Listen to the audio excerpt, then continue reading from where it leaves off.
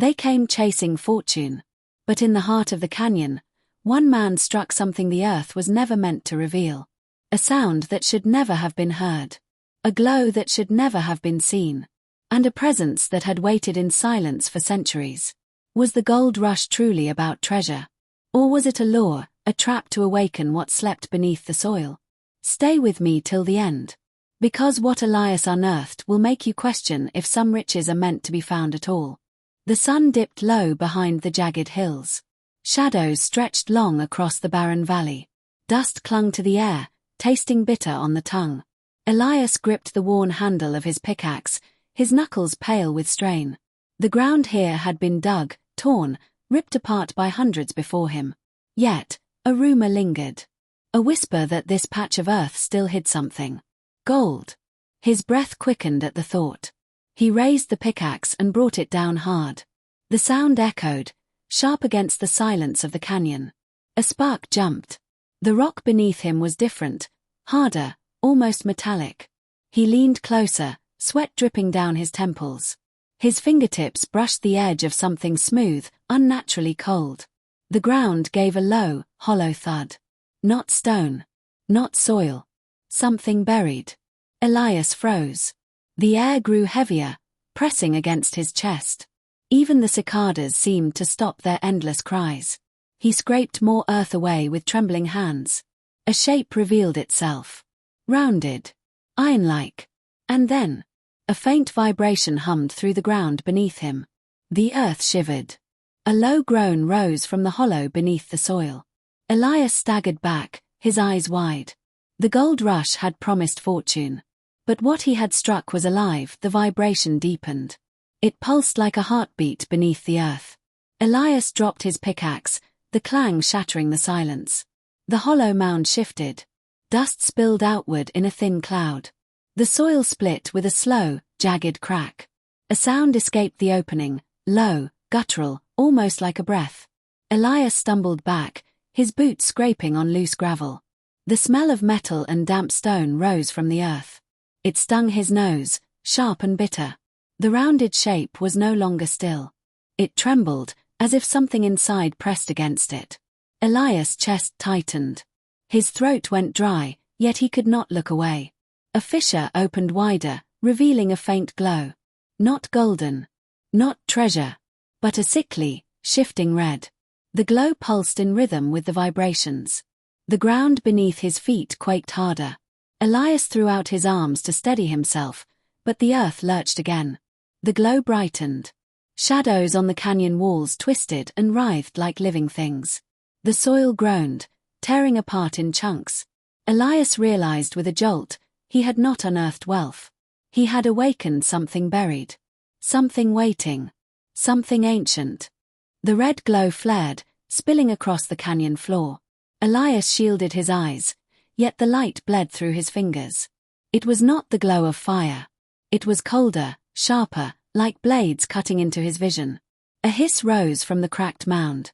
Long, drawn out, as though the earth itself exhaled. The air thickened. His lungs fought for breath. Every inhale scraped his throat like sand. The soil beneath him shifted again. Then, with a sudden snap, the ground split open. Chunks of rock tumbled aside. From within, a shape clawed upward. Black, glistening, drenched in the glow.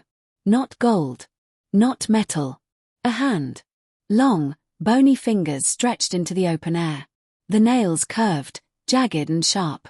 Elias staggered back until his shoulders hit the canyon wall. His pulse thundered in his ears. The hand twitched, then gripped the earth. Another hand emerged, pulling. The mound shuddered as the figure beneath pressed higher. The sound was unbearable, stone grinding, earth tearing, a voice that was not a voice rumbling beneath it all. Elias tried to scream, but no sound escaped his throat. The creature was rising. And the canyon felt smaller with every heartbeat. The crack widened. The earth trembled with each movement from below. A head began to rise, pushing through the soil. Its surface gleamed like wet stone, yet it was not stone. The skin was black, ridged, and alive with the red glow pulsing beneath it. Eyes opened. Not two, but many. Dozens of eyes, scattered across its face, each burning with that same crimson light. Elias pressed harder against the canyon wall, his breath short and ragged. The air grew hotter, choking, as if the glow itself carried heat. The creature exhaled. The sound was deep, hollow, and filled the canyon like a storm rolling through stone corridors. The stench followed, sulfur, rot, and metal. Elias gagged, clutching his shirt, desperate to breathe. The creature's chest heaved upward, massive and uneven. Every inhale dragged pebbles and dust toward it. Every exhale rattled Elias's bones. It was not just rising. It was awakening.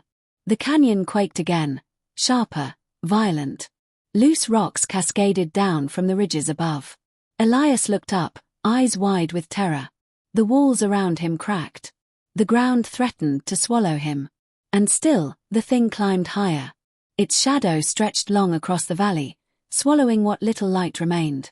The gold rush had lured men to this place for fortune. But Elias now understood. The fortune was a lie. The earth had been warning them all along. And he was the one who had broken the seal. The ground split wide with a deafening crack. The creature's shoulders tore free of the soil, each movement grinding like mountains breaking apart. Its body glistened in the unnatural light, vast, ridged, dripping with thick black fluid that steamed when it touched the earth. Elias clutched at the rock wall, his fingers digging into rough stone until his nails split. He could not blink. He could not move. The eyes, those countless burning eyes, fixed on him. Not wandering. Not searching. But staring. Every single one. The air vibrated, a low rumble that crawled inside Elias's chest. His heart staggered in his ribcage, fighting against the rhythm of that sound. The creature opened its mouth. The canyon trembled with the force of the movement. Inside was no tongue. No throat. Only a swirling void, red light spinning like a storm. Heat rolled out, pressing against Elias's skin, blistering, unbearable. He covered his face, but the heat pushed through his arms, through his bones. The pickaxe lay at his feet, forgotten. Its metal hummed in response to the glow, vibrating against the dirt. Elias dared a glance downward. The earth around the creature's body cracked wider, glowing lines stretching outward like veins. The canyon floor itself was bleeding light. Elias whispered, though no sound escaped his lips. This was not gold. This was not fortune. It was a tomb. And he had opened it. Elias staggered sideways, his boots slipping on loose gravel. Every instinct screamed at him to run. But the canyon walls pressed in tight, jagged, impossible to climb. The only way was forward, past the rising thing that filled the valley with its shadow. He forced his legs to move. One step. Another. The heat scorched his back as if the creature's gaze alone burned through flesh. He reached for the pickaxe, hand trembling, and pulled it free from the dirt. The metal vibrated harder now, alive in his grip. A sharp ringing filled his ears, high and piercing. He stumbled, clutching his head, the sound burrowing deep into his skull. Behind him, the creature shifted again. The ground lurched, sending Elias crashing to his knees. He bit down hard on his tongue, the taste of blood flooding his mouth. The glow intensified, painting the canyon in red. Every rock, every shadow, every grain of sand glimmered with that sickly hue. Elias forced himself upright and ran. His breath tore in and out, harsh and ragged. Each step echoed, swallowed instantly by the vibrating hum beneath the ground. The canyon narrowed ahead. A way out, thin, jagged, but a path nonetheless. He lunged toward it, hope sparking like fire in his chest. But then the sound changed. A low roar thundered behind him, deeper than stone, older than the earth itself. The glow raced along the cracks in the ground, surging past him, sealing the canyon mouth with blinding light. The exit vanished. Elias froze, his escape cut off. And in the silence that followed, he heard it. The scrape of claws dragging against stone. Coming closer. Elias pressed his back against the sealed canyon wall. The heat was unbearable now, washing over him in waves. The creature's claws scraped closer, each sound echoing like thunder. Its many eyes glared through the glow, piercing him, pinning him in place. Elias gripped the pickaxe tight. His hands shook, his breath shallow, but he lifted it anyway. A final act of defiance against something he could never defeat. The canyon quaked one last time. The glow flared, swallowing rock, sky, and air alike. For a moment, there was no sound. No heat. No light. Only silence. When the dust finally settled, the canyon lay empty. The cracks in the ground were sealed.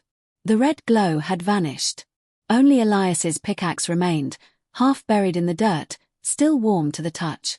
The gold rush seekers who later came found nothing but silence in that valley. No gold. No fortune. Only whispers carried on the wind.